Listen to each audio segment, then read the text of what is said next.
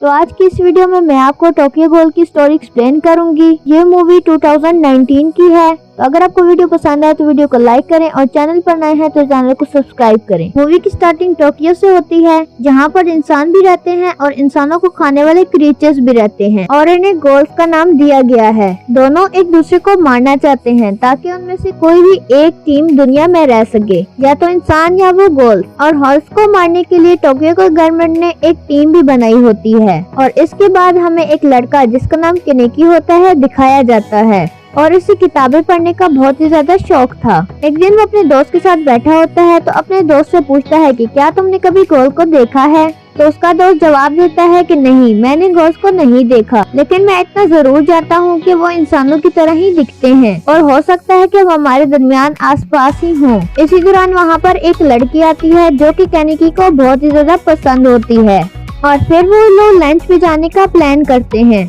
जब वो वहाँ पर पहुँचते हैं तो एक वेट्रेस होती है जो कि उन्हें लगातार देख रही होती है और केनेकी की दोस्त कुछ भी खा रही नहीं होती। और उसके बाद वो लोग वहाँ से चले जाते हैं और इसके बाद लड़की केनेकी से कहती है कि मैं भी तुम्हें पसंद करती हूँ। और इसके बाद वो फौरन उसकी गर्दन पर काट लेती है और इसके बाद वो अपने असली रूप में आ जाती है। वो एक हॉल होती है। वो अपनी टेंटिकल्स निकालती है और केनेकी की तरफ बढ़ाने लगती है और केनेकी अब बहुत ही ज्यादा जख्मी हो चुका था, लेकिन फिर भी वो भागने की पूरी कोशिश करता है। लेकिन वो लड़की भी उसके पीछे पीछे आने लगती है, लेकिन अचानक ऊपर से कहीं से लोहे के रॉड्स आते हैं और उस लड़की पर गिर जाते हैं। और अब वो लड़की मर चुकी थी और उसको पकड़ने के लिए गवर्नमेंट ने जो टीम बनाई हुई थी उसमें 2 इन्वेस्टिगेटर भी थे जो हॉर्स के मरने के बाद उनकी बॉडी को चेक किया करते थे और उनके टेंटिकल्स के जरिए अपने लिए वेपन्स बनाया करते थे। यहीं पर सीन कट होता है और फिर हमें एक मीटिंग का सीन दिखाया जाता है, जहाँ पर बताया जाता है कि कुछ दिनों पहले हमने एक हॉल को मारा है और उसी हॉल की शर्ट में से उन्हें एक रिंग मिली है और अब वो इस रिंग पर इन्वेस्टिगेशन करेंगे। और इसके बाद यहाँ पर सीन कट होता है और फिर हमें केनेकी दिखाया जाता है जो कि रेस्टोरेंट में अपने दोस्त के साथ खाना खा रहा होता है। लेकिन जैसे ही वो खाना अपने मुंह में डालता है उसे अजीब सा होने लग जाता है और वो खाना उसके अंदर जाता ही नहीं है। और ये इसलिए हो रहा था क्योंकि वो लड़की जिसने उसे उस दिन काटा था, तो काटते वक्त उस लड़की के सेल्स केनेकी में ट्रांसफर हो गए थे। और यहाँ पर केनेकी को एक बात पता चलती है और वो ये कि वो इंसानी गोश्त के अलावा और कुछ भी खा नहीं सकता। वो शीशे में देखता है तो उसकी एक आंख भी हॉर्स की तरह ही बन जाती है और अब वो हर वक्त अपना मुंह छुपा के घूरता था ताकि कोई उसे पहचान न ले। और उसे बहुत ही ज्यादा भूख लगी थी, लेकिन वो इंसानी गोश्त के अलावा और कुछ भी खा नहीं सकता था। तो अचानक ही उसे इंसानी गोश्त की स्मेल आने लगती है, तो वो भागकर उस जगह पर जाता है। तो वहाँ पर ऑलरेडी एक हॉल इंसानी गोश्त खा रहा होता है और वो भी उसे खाने के लिए कहता है, लेकिन वो मना कर देता है क्योंकि वो ऐसा बिल्कुल भी नहीं चाहता था कि वो किसी इंसान का गोश्त खाए। अचानक वहाँ पर एक हॉल आता है और वो कहता है कि ये मेरा एरिया है और तुम यहाँ नहीं रह सकते। और तभी वहाँ पर एक लड़की आती है जिसका नाम तोका होता है और वो आकर उस लड़के से कुछ कहती है तो वो वहाँ से चला जाता है और वो खुद भी गोश्त खाने लगती है और केनेकी को भी कहती है, लेकिन केनेकी फिर भी वो गोश्त नहीं खाता। वो उससे कहता है कि इंसानी गोश्त के अलावा क्या मैं कुछ नहीं खा सकता, और टोका कह देती है कि नहीं। कि तभी वहाँ पर उनका बॉस आ जाता है और उसे लेकर रेस्टोरेंट में चला जाता है और उसको कॉफी देता है। वो उसे कॉफी देते हुए कहता है कि कॉफी एक ऐसी चीज है जो गोश्त इंसानी गोश्त के अलावा भी खा सकते या पी सकते हैं। रेस्टोरेंट का मालिक उसे एक पैकेट देता है जिसमें इंसानी गोश्त का टुकड़ा होता है। पहले तो केनेकी उसे लेने से इनकार कर देता है, लेकिन फिर वो उसे अपने घर ले आता है। और अब यहाँ पर केनेकी को बहुत ही भूख लगी हुई थी। वो गोश्त का टुकड़ा खाने ही वाला होता है कि उसे अपने दोस्त का एक लेटर मिलता है कि उसे यूनिवर्सिटी में केनेकी की कुछ हेल्प चाहिए। और अब वो लोग यूनिवर्सिटी पहुँच जाते हैं। उनकी कोई भी बात होने से पहले उन्हें वहाँ पर वही आदमी मिलता है जिसने केनेकी को मारने की कोशिश की थी और वो आदमी केनेकी के दोस्त को बहुत ही ज्यादा मारता है और फिर अपने टेंटिकल्स निकालकर उसे बिल्कुल ही मारने वाला होता है कि केनेकी की बॉडी में से 4 टेंटिकल्स निकल आते हैं और वो भी अपने टेंटिकल को यूज करते हुए उस आदमी को वहीं पर मार देता है। और ये सब करने के बाद वो अपने दोस्त के पास आता है और उसके चेहरे या जिस्म पर लगा हुआ खून चाटने लगता है। और चाटते चाटते वो शीशे की तरफ देखता है तो उसे वही लड़की नजर आती है जिसके साथ वो डेट पर गया था, क्योंकि उसके जिस्म में तो उसी के सेल्स थे। और उसी वक्त वहाँ पर टोका आ जाती है और उसके बाद किनेकी को दोबारा से रेस्टोरेंट के मालिक के पास ले जाते हैं और उसके दोस्त को एडमिट कर लिया जाता है हॉस्पिटल में। और यहाँ पर हमें एक बात पता चलती है कि वहाँ पर मौजूद सब लोग ग्लोव्स हैं जो कि इंसानों को नुकसान नहीं पहुँचाना चाहते, और ये लोग ऐसे लोग हैं जो कि कभी कॉफी पी लेते हैं या कभी मरे हुए इंसान का गोश्त खा लेते हैं। वहाँ पर एक और लड़का भी मौजूद होता है। इसके बाद वो लड़का और किनेकी मिलकर जंगल में जाते हैं ताकि किसी मरे हुए इंसान का गोश्त ला सके।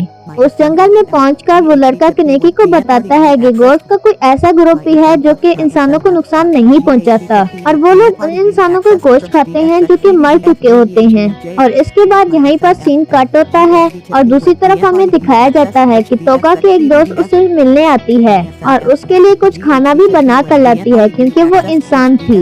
लेकिन तोका वो खाना नहीं खा सकती थी, लेकिन अपने दोस्त के कहने पर वो थोड़ा सा चख लेती है और उसके बाद उसकी तबीयत बहुत ही ज्यादा खराब होने लगती है। और यहीं पर सीन कट होता है और उसके बाद हमें दिखाया जाता है कि वो टीम जो क्लॉज को खत्म करने के लिए बनाई गई थी वो उन लोगों के भी पीछे थी। उसके बाद एक लड़की हिनामी जाने से पहले किनेकी कहती है कि मेरे फादर को कॉफी बीन्स बहुत ही ज्यादा पसंद थी, तो क्या तुम प्लीज ये उन तक पहुँचा सकते हो।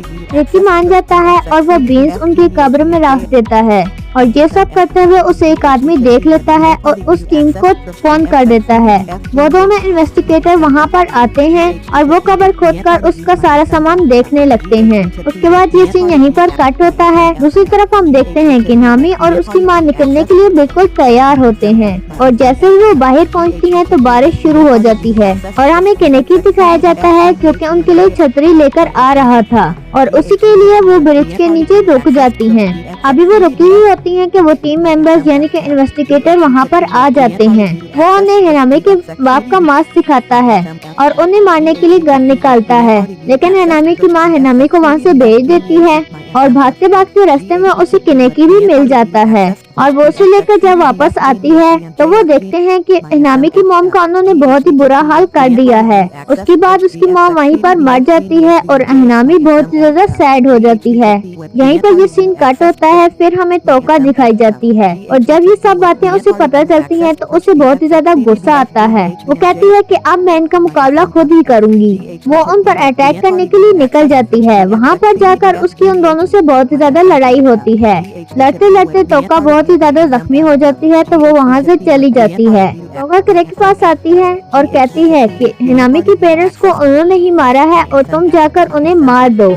तो वो तोका से कहता है ये तो सब ठीक है मगर मुझे अपनी तरह पहले लड़ना सिखाओ। तो तोका उससे बिल्कुल अपनी तरह लड़ना सिखाती है और अपने सारे स्किल्स उसको सिखा देती है और फिर किनेकी कुछ ही दिनों में बहुत अच्छा फाइटर बन जाता है। दूसरी तरफ हमें इन्वेस्टिगेटर दिखाए जाते हैं जो कि सोच रहे होते हैं इन गोश्त की सूंघने की ताकत बहुत ही ज्यादा तेज है, तो क्यों ना ऐसा किया जाए कि हिनामी की माँ का एक बॉडी पार्ट वहाँ पर रख दिया जाए और हिनामी उसे सूंघते सूंघते वहाँ तक खुद ही आ जाएगी और हिनामी सचमुच वहाँ पर पहुँच जाती है और अपनी माँ का बाजू देखकर उसे अपने साथ ही लगा लेती है। और अभी वो बैठी हुई होती है कि टीम का एक लड़का वहाँ पर आ जाता है और वो हिनामी को मारने के लिए आगे बढ़ता है और दूसरी तरफ हमें दिखाया जाता है उस टीम का दूसरा इन्वेस्टिगेटर भी वहाँ पर आ रहा होता है कि तभी वहाँ से किनेकी गुजर रहा होता है और वो उसकी कार को देख लेता है। किनेकी उसकी कार का पीछा करता है और दोनों में बहुत ही ज्यादा फाइट होती है और यहीं पर सीन कट होता है और हमें इनामी दिखाई जाती है। अब इनामी के पास तोका भी पहुंच चुकी थी और वहाँ पर उनकी फाइट शुरू हो चुकी थी और वो इन्वेस्टिगेटर अपना नया वेपन जो कि टेंटिकल से बना था वो निकालता है। तोका और हिनामी ये देखकर काफी उदास हो जाते हैं कि वो टेंटिकल हिनामी की माँ का था।